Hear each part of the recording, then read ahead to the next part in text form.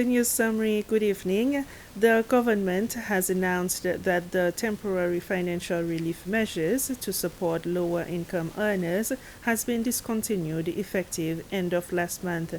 The Ministry of Finance announced this in a press conference this morning. The program, introduced in July last year, has as objective to support lower-income earners due to the high cost of commodities brought about by the war in Ukraine.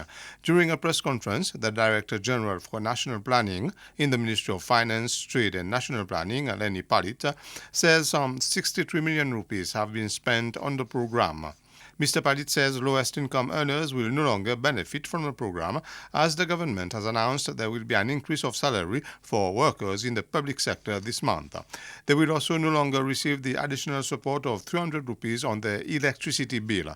But he says those who are being assisted by the Agency for Social Protection will continue to benefit.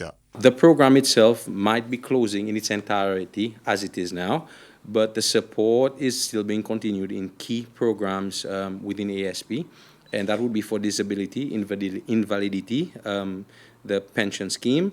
What has fundamentally changed from this sorting mechanism that we had before is that home care will now get a flat increment of 500 rupees, and that will apply for half-day and full-day carers. And an important thing to note is that we are expected to review certain statutory benefits and the whole welfare system as well. So this program ties in with this time period that we need to adjust the necessary measures and mechanisms, mindful of it being financially viable in the long run. That is also a critical component. The minister responsible for energy, Flavien Joubert, announced in the National Assembly this morning that he was temporarily withdrawing the Utilities Regulatory Commission bill. Discussion started yesterday and it was to have continued this morning in committee stage. However, Minister Joubert said that following remarks made during the general debate and the first part of the committee stage yesterday, he felt that more work needed to be done on the bill. Election for the Youth Assembly in post-secondary has started. The election is only for the students below 18 years of age. The Seychelles Institute for Teacher Education site held their election this morning. There were 3 candidates competing and 22 students voted. Shannon Moti is the one elected to represent site in the National Youth Assembly. Elections for the representatives proceeded in the afternoon at the Seychelles Business Studies Academy. Nouveau Bank has revamped its Eden Island branch, where there is now ample space to accommodate more clients and provide them with adequate privacy and better meet its staff needs.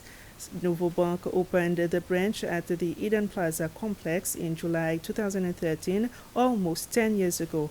After undergoing aesthetic and structural changes, the branch reopened its doors during a ceremony yesterday afternoon. The Eden Branch Bank manager, Lynn Atav, is calling on their clients to make use of the services offered there. We continue to offer the same services, but in a much more efficient manner. For example, with the space and privacy. Previously, we've got only 3 cashiers, and now we have 5 cashiers. And at the customer service desk also, we had 2, and now we have 4. And a customer can come to do their transaction in comfort. We're offering all services that the main office are offering. And this helps in the decentralization process, which customers have a choice where to go. The Seychelles Meteorological Authority has confirmed that the phenomenon which occurred at the Freedom Square yesterday afternoon was more or less a tornado.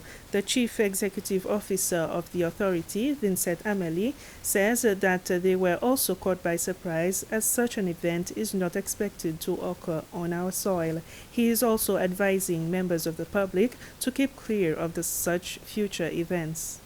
We have also seen the picture which was circulating yesterday. And for us at the Seychelles Met Authority, we believe that the system look similar to what we normally call a tornado, and that we normally see it in other countries, happening in other countries, but not necessarily in Seychelles. What we normally get here in Seychelles, or what we normally observe here in Seychelles, is what we call water spout. And water spout is normally what you get happening in the ocean, but not over the land. So water spout and tornado are more or less similar.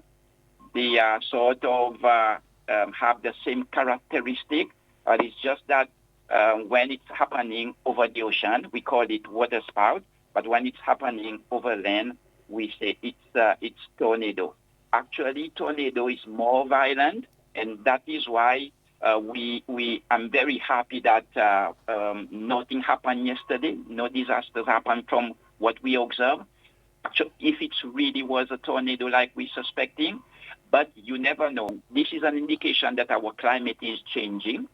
So yesterday did not cause any damage, disaster, but we don't know in the future. That is why we need at the Seychelles Met Authority to do some more research to understand the system better, and to have a system in place to do the observation, to do better forecasting, so that eventually, if such system become very violent, we will be able to better forecast it to mitigate loss of life and properties. And that's it for the news summary. We'll be back at 8 with the Creole News. Bye for now.